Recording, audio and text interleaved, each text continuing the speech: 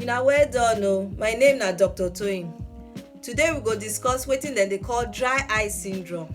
If you get dry eye syndrome, your eye fit dey do you like say e dey scratch you, or sometimes e go dey bring water from the eye. Sometimes sef the eye fit red, or if to say sunlight or light enter inside the eye, the thing go dey pain you well well.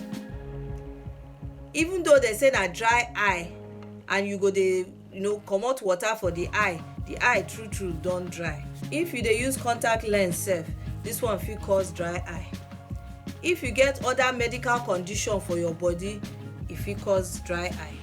Another thing wey fit cause this dry eye na if e get long time when you no dey blink your eye, like say you dey in front of computer, you no dey blink, this one sef go fit cause the dry eye. Other things wey dey cause this dry eye include medicine like oral contraceptives, hormone replacement therapy and beta blockers.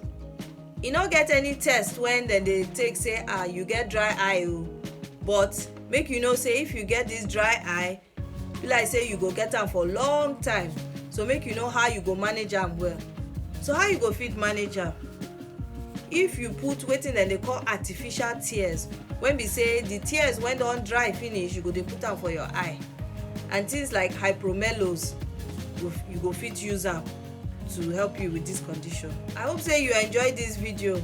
Make sure say make you watch am again, make you share am, make you subscribe to my channel, and until next time, smile because e dey healthy well well. Una bye bye o.